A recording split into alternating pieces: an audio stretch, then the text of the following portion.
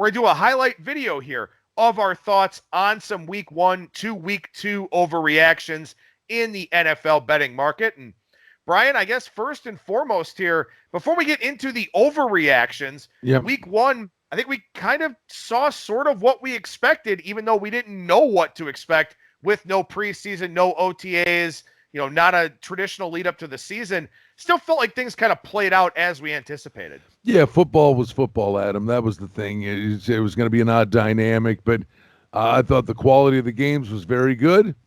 I think the one thing that remains true, and it will play into what we're talking about, the overreactions, and I think we could do this actually every week because the numbers are more volatile now on a week-to-week basis than they've ever been in the past. But I also think the cautionary tale is some of these teams come out of the gate and look good, and good for them. Some of the teams that just spit the bit, I mean, maybe in Indianapolis, a handful of teams that, for whatever reason, the transition, and maybe Brady and the Bucks. Although I know we talked about it last week. I love New Orleans, and it had nothing to do with what was going on the field. It was just New Orleans is like, we're sick and tired of hearing this. Brady this, Bucks that. We're the gold standard in this division. That was kind of an intangible thing that actually played out right. But I think there are going to be teams that start 0-2, and it may take us 3-4 weeks for a team to really say they got their act together, and that's who they are. In the past, we kind of know who these teams were and what they were going to accomplish from a power ranking perspective, usually by week 2. I think, again, this is going to take a month. I think some teams are just going to be ridiculously slow starters and find their groove.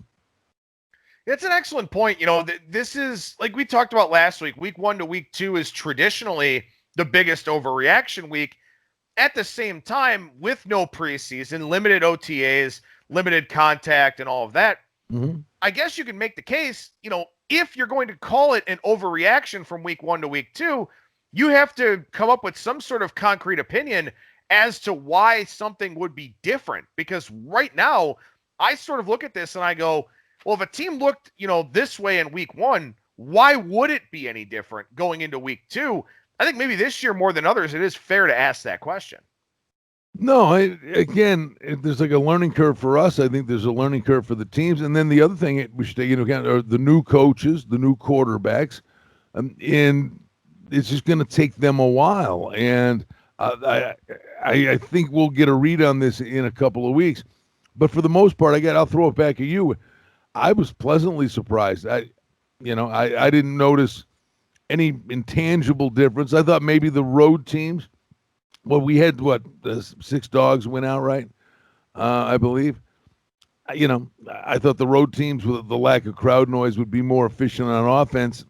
And I don't know that we necessarily saw that out of the gate, but I would say this, I'm not letting go of it because I think, generally speaking, the majority of situations will be the defense would be ahead of the offense when you first start facing live bullets there, that I think that may still rear its head here in a couple of weeks, because I think not only are teams collectively not what they're going to be yet, but specific units on football teams aren't going to, I think offenses could get, ridiculously better here in the next couple of weeks. I just think there's still a lot to watch and try to decipher. Yeah, I think that's true. And I think in some of these games too, not all of them, but some of them, we saw the defenses get a little bit tired in the fourth quarter. I think there were, 38 points in the fourth quarter of Green Bay and Minnesota. We saw a lot of points in the fourth quarter of Washington, Philadelphia, where that was kind of Washington's pass rush really starting to take over. I think that was your point last week. And I remember saying, but don't forget Tennessee's going to altitude. Boy, that was just a knockdown, drag-out defensive battle. But I think it was your point last week. The tackling could be suspect, and then in the fourth quarter, fatigue set in. If the fatigue sets in, the offense kind of knows where they're going, and the defense is slow to react because they're trying to figure out what they're doing. I thought that was your point last week, and I think it rang true in the fourth quarter. So as we look at the week 2 spreads here, and again, this is the main point here of this highlight video. I know you and I have a disagreement on the first game that I think is an overreaction. So we'll start with yours before we wind up with some back and forth on mine. What's a game that you're kind of looking at here this week where you look at the number, or maybe you look at kind of where the number is going and say, this feels like an overreaction based on the one data point we have from last week? I think there's several. I think Green Bay laying 6 to Detroit with a caveat. I mean, Detroit had the game in their back pocket. And then, we're doing this video the morning after the Golden Knights got eliminated in the Stanley Cup playoffs. And clearly the Golden Knights didn't watch the Lions game. The Golden Knights are up 2-0, 8 minutes to go, and they sat back. And instead of, they stopped playing and started protecting, and that's a nightmare. And Detroit did the same thing. Chicago comes back, grabs the lead. To their credit, Stafford takes them down the field, and dramatically they're going to win the game, and Swift drops the pass. Now, it's a punch to the gut for Detroit, but they were ahead the whole game.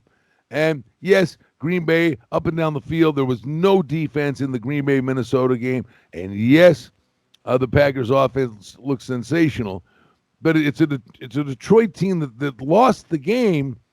But if you really go inside the box score, it's not in the box score that Swift dropped the pass where they'd have won the game, or for 3.5 quarters they were just beating the hell out of the Bears, I think that's an overreaction. I think the Packers should be about 4.5.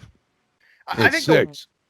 I think the one caveat I'd put on that game is Detroit's secondary is in bad shape. They didn't have Jeff Okudah last week. They lost 2 corners during the game against Chicago, which kind of opened the door for the Bears. But like you said, I mean, if DeAndre Swift catches that ball, the Lions wind up covering anything under 3 at that point in time, then what does this line look like? And you can say the same thing. And the other thing, and forgive me, I neglected to mention. And now, even if he comes back, he's likely not 100%. But don't forget, the Lions did that without their biggest offensive weapon, Galladay, who had a hamstring and didn't play. So, A, if Galladay played in that game, B, if he plays this week, there's a guy, and skill position guys aren't really worth anything in relation to the number. But this could be a guy who should be worth a point and a half if he plays. So that bears watching too during the week. Well, and not to say that this line's an overreaction necessarily, but the Thursday night game with Cincinnati and Cleveland, that one's down from 7.5 to 6. Mm-hmm. If Cincinnati wins that game, if Joe Burrow makes that throw to AJ Green, if Bullock makes the field goal and they wind up winning in overtime, something like that, that line on Thursday night looks different. And similarly, the line for the Chargers probably opens higher than it did, where now it's been bet up to Chiefs minus 8.5. Going out to the West Coast to take on the Chargers. The Chargers escaped with a win, didn't play well, but they won the game. So, they kind of got a little bit of a, not a head start necessarily, but just a little bit of a, preferential line in that game against the Chiefs just because they won, but they didn't play well in that game. More of this game, the number would be, hey, boy, Burrow played well. It was all dink and dunk stuff. He had A.J. Green down the middle for a touchdown, and he overthrew him. He had one chance, and then they had the touchdown pass on the short out, and it was offensive pass interference, and then they missed the field goal. So, but everybody's like, hey, Burrow looked pretty good, and Cincinnati competed. So you're sitting there, and do you give marks to Cincinnati? But is the real question, how ordinary are the Chargers?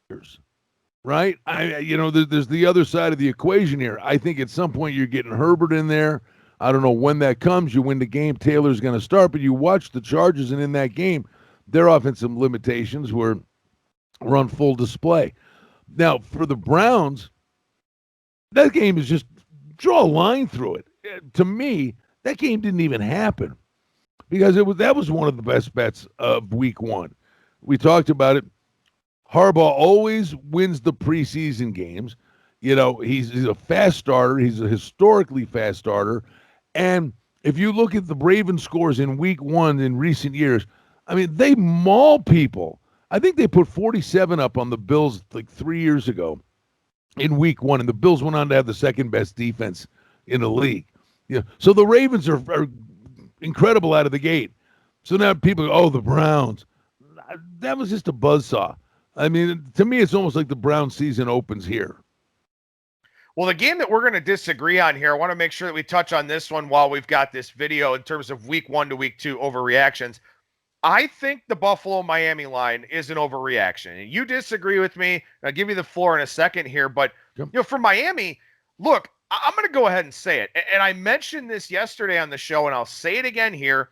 A guy I really respect, Rob Pizzola out there on Twitter, mentioned in his Sunday Periscope that he believes the Patriots are better with Cam Newton than they were with Tom Brady, at least the current version of Tom Brady that we've seen. And I completely agree with that. And I think Miami had no idea what to expect. I don't think they knew there would be so many designed Cam Newton runs. And I mean, they lost by a respectable margin in that game. Obviously didn't cover the spread. Buffalo blows out the Jets, who are tanking for Trevor. They're going to get Trevor Lawrence going to erase whatever this development was with Sam Darnold. Buffalo did what they were supposed to do against a bad team. I give them credit for that. But I think Miami last week just ran into a Bill Belichick-led Patriots team that had the perfect game plan. The defense played well. Newton ran the offense well. I give Miami a much better chance here this week against Buffalo. I do too. I mean, it's on Fitzpatrick to play better, but that's what he does. He's awful one week, and he can beat you the next. But years ago, when I worked at LVSC, the odds-making company, we would do like integrity and security reports.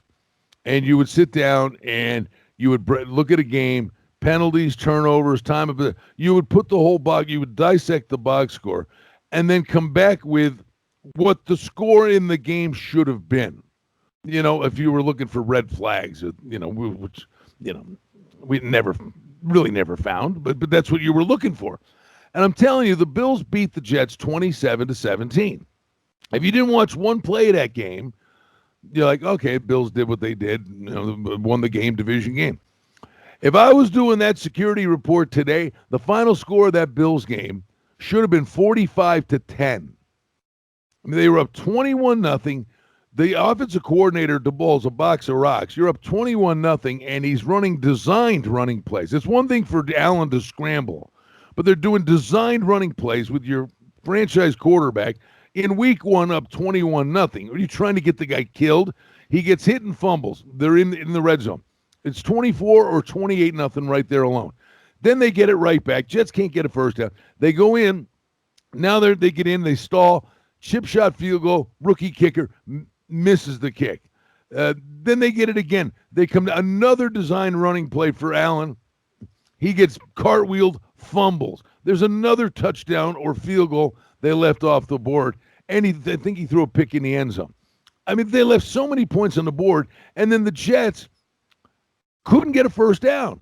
So it's 21-0, and Darnold throws a jailhouse blitz. They sent everybody. He throws a 3-yard out pass, and two Bills defenders come up to tackle Crowder and collide, and Crowder runs 80 yards for a touchdown. So a game that at that point should have been about 37-0 ends up being 21-7. Allen looked great. They got to do better with the running game. Diggs is a real weapon, and he's played well down in Miami. Listen, I'm telling you, the odds makers, I think, got this one right because the Bills didn't beat the Jets by 10. They beat them by 30. I mean, it really was a dominant performance, Adam. And if you didn't watch 10 seconds of the game, you're like, oh, the Bills just won. No, the Bills killed them. Well, these week 1 to week 2 overreactions, definitely very important here. We'll be talking about some more in a couple of minutes here on ATS.io radio with our week 2 top picks that we've got early on here in the week. But make sure you subscribe over on our ATS.io YouTube page. And, of course, you can subscribe to ATS.io radio on Spreaker, Stitcher, Spotify, iTunes, iHeartRadio, Google Podcasts, anywhere you get your podcast content.